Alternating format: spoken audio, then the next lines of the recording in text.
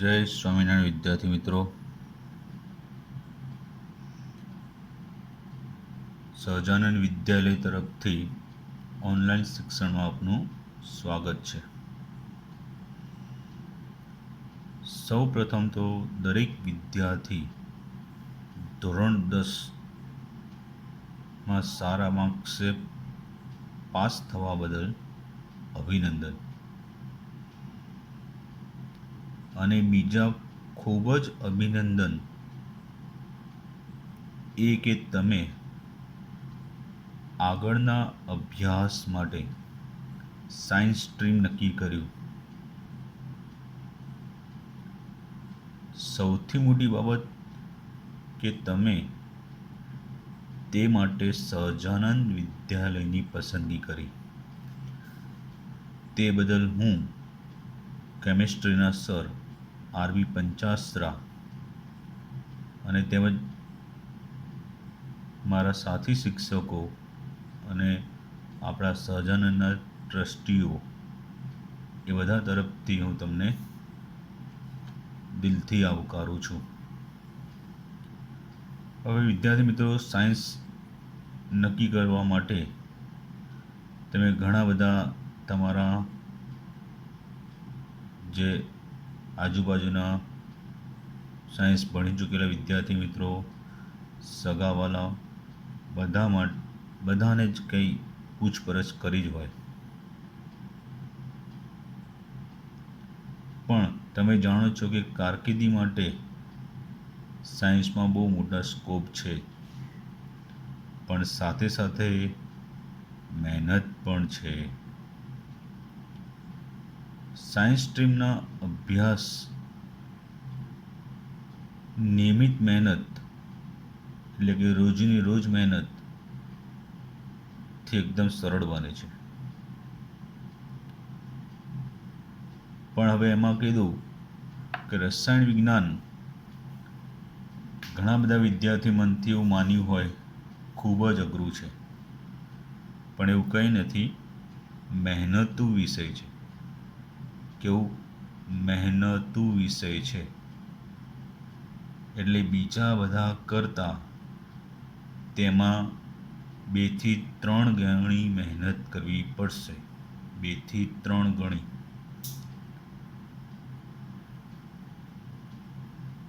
તેવું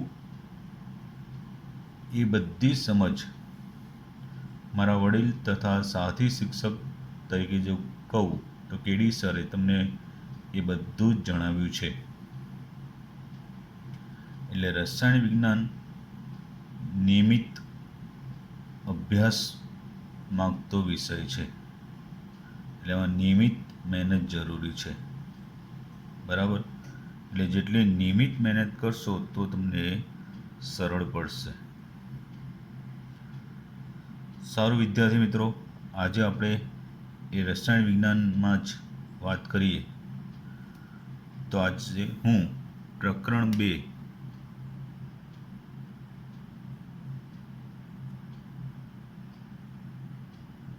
પરમાણુનું બંધારણ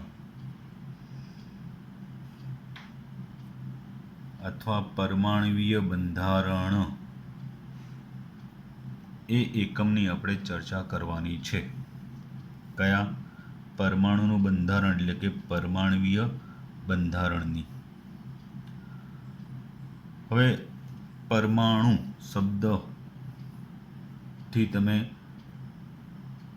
ખાસ્સા એવા પરિચિત છો જ. અગાઉના ધોરણમાં તેમજ હાલ જે ધોરણ 11માં તમે પ્રકરણ 1 રસાયણ વિજ્ઞાનની પાયાની સંકલ્પનાઓમાં એનો અભ્યાસ કર્યો છે. બરાબર મિત્રો? તો પરમાણુ વિશે એટલે હવે તમને તરત લાઈટ થાય જ કે અતિ સૂક્ષ્મ કણ. પણ કોનો?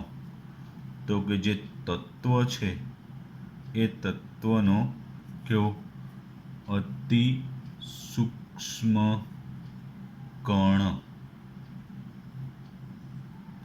જે પરમાણુ છે એ પરમાણુ કોનો? તત્વનો અતિ સૂક્ષ્મ કણ છે. તો તે હાલ રસાયણ વિજ્ઞાનની અંદર વિશ્વમાં 118 જેટલા તત્વો શોધાઈ ગયા છે. તો એ તત્વના પરમાણુઓ, એમના અભ્યાસમાં જો આપણે વાત કરીએ તો બંધારણ, તેઓ વચ્ચેની પ્રક્રિયા અને તેમનો ઉપયોગ, એટલે એ અભ્યાસ એટલે શું કહેવાય? રસાયણ વિજ્ઞાન. બરાબર. તો આપણે રસાયણ વિજ્ઞાનને જો તમારે વિસ્તૃત સમજવું હોય તો એના માટે પરમાણુનું બંધારણ સમજવું જરૂરી છે, જે આપણે આ એકમમાં અભ્યાસ કરવાનો છે. બરાબર. તો હવે મિત્રો આમાં વાત કરીએ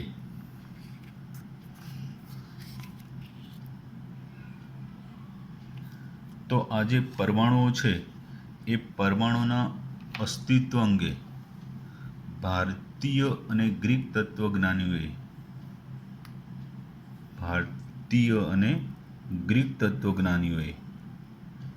એ પરમાણુના અસ્તિત્વ અંગે પ્રતિપાદિત કર્યું છે, એટલે કે સમજાવ્યું છે.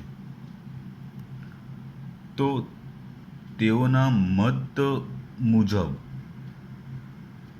પરમાણુઓ દ્રવ્યના પાયાના ઘટક, દ્રવ્ય છે એના પાયાના ઘટક. દ્રવ્ય એટલે હવે તમે જાણો છો કે પહેલું ચેપ્ટર ભણી ચૂક્યા, એટલે પરથી શું કે અણુઓનો સમૂહ. તો એ દ્રવ્ય છે એનો પાયાનો ઘટક એટલે પરમાણુ. બીજું, દ્રવ્યનું સતત વિભાજન કરતા અંતે પરમાણુ મળે છે કે જેનું આગળ વિભાજન થઈ શકતું નથી, જેનું વિભાજન ન થઈ શકે, આવું એમને મંતવ્ય આપેલું છે. કોને? ભારતીય અને ગ્રીક તત્વજ્ઞાનીઓએ. તો આ જે પરમાણુ છે એ એટમ શબ્દ, પરમાણુ છે એનો અંગ્રેજી શબ્દ થાય એટમ. તો એ શબ્દ જે છે એનો ગ્રીક શબ્દમાં વિસ્તાર કરીએ તો એટોમિયો. તો એના પરથી એનો આપણે ગુજરાતીમાં અર્થ કાઢી શકીએ, કાપી શકાય નહીં, અથવા તો કે વિભાજિત ન કરી શકાય, આવો અર્થ થાય છે. પણ આ વિચારો માત્ર એક અડસટ્ટો ખ્યાલ જ હતો, કેમ કે એના કોઈ પ્રાયોગિક રીતે પુરાવા કે પરખ થઈ શકે તેમ ન હતી. અને આવા જે વિચારો છે, વિભાજિત ન કરી શકાય એવા વિચારો છે, એ લાંબા સમય સુધી ચાલ્યા. અને 19મી સદી કે જે વિજ્ઞાનની ઉત્ક્રાંતિની સદી થઈ, એ સદીમાં એ પરમાણુ વિશે કંઈક પુનર્જીવિત વિચારો કરાયા, સુધારો કરાયા. તો એમાં દ્રવ્યનો પરમાણવીય સિદ્ધાંત, જે તમે પહેલા ચેપ્ટરમાં ભણી ચૂક્યા, બ્રિટિશ શિક્ષક કયું? John Dalton. ભણી ચૂક્યા ને એનો પરમાણુ સિદ્ધાંત પહેલા ચેપ્ટરમાં. એ જ્હોન ડાલ્ટને 1908માં કેટલાક વૈજ્ઞાનિક આધારો પરથી રજૂ કર્યો હતો. એટલે એ સિદ્ધાંતને તેના નામ પરથી ડાલ્ટનનો પરમાણવીય સિદ્ધાંત સિદ્ધાંત કહેવાયો. ડાલ્ટનનો પરમાણ્વીય સિદ્ધાંત કહેવામાં આવ્યો. તો એ સિદ્ધાંત મુજબ કે ભાઈ પરમાણુ એટલે બીજું કંઈ નહીં, દ્રવ્યનો અંતિમ કણ. દ્રવ્યનો કેવો અંતિમ કણ છે? કોણ? પરમાણુ. બરાબર. તો આગળ વાત કરીએ એમાં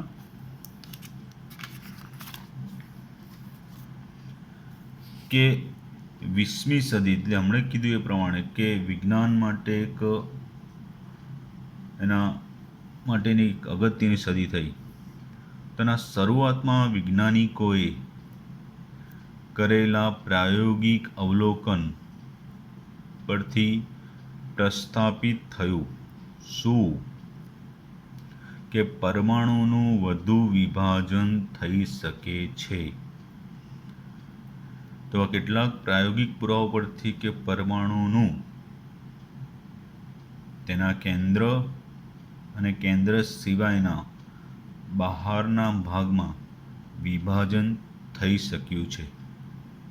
અને એ વિભાજનને પરિણામે તેના અપરમાણ્વીય કણો ઇલેક્ટ્રોન, પ્રોટોન, ન્યુટ્રોન એ બધામાં એનું વિભાજન થાય છે.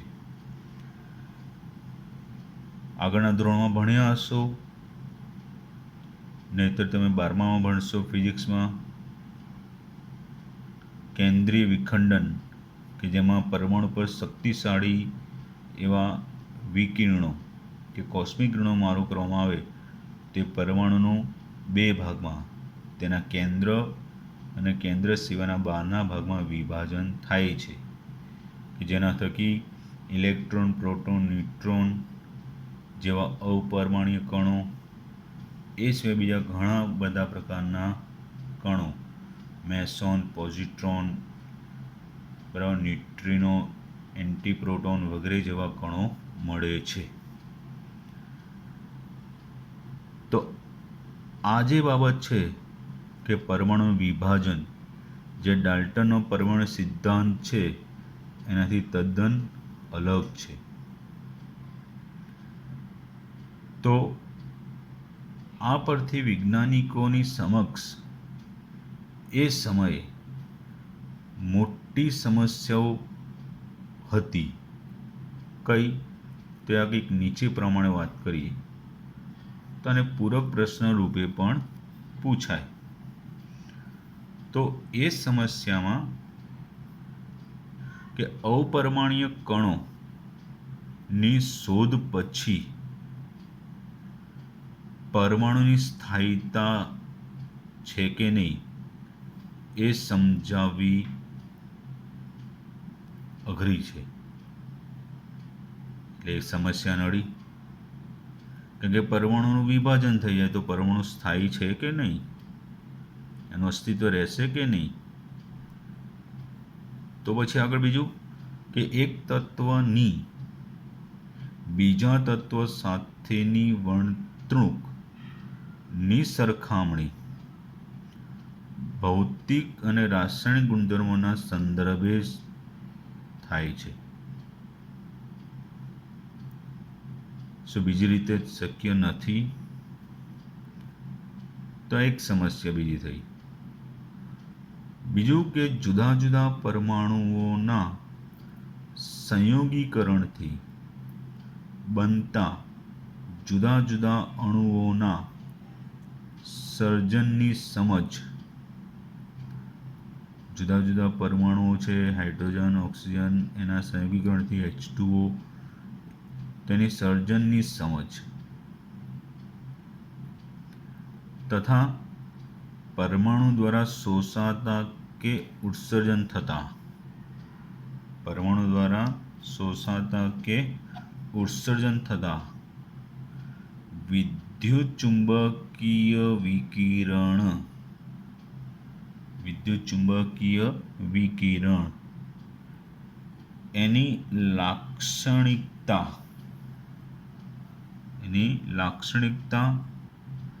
છે એનો સ્વભાવ અને ઉદ્ભવની સમજ, તો આ બધી બાબતો અંગે હાલ વૈજ્ઞાનિકોને એક પડકારરૂપની સમસ્યા છે. જો કે એમાં ઘણા બધા વૈજ્ઞાનિકોએ અભ્યાસ દ્વારા ઘણી જાણકારીની સફળતા મેળવી જ છે. બરાબર. તો પરમાણુ વિશેનો શબ્દ એટોમિયો એટલે એટમ્સ એટલે વધુ વિભાજન ન થઈ શકે, અથવા તો કે અંતિમ કણ. પણ આ જે ડાલ્ટનની માન્યતા હતી તે અત્યારે હાલના એટલે કે 20મી સદીના વૈજ્ઞાનિકોનો અભ્યાસ પરથી એ માન્યતા સાચી રહી નથી. શું માલુમ પડે એના પરથી કે પરમાણુનું વિભાજન થઈ અપરમાણુ કણો મળે છે. બરાબર. બીજું આગળના લેક્ચરમાં વાત કરીએ છીએ.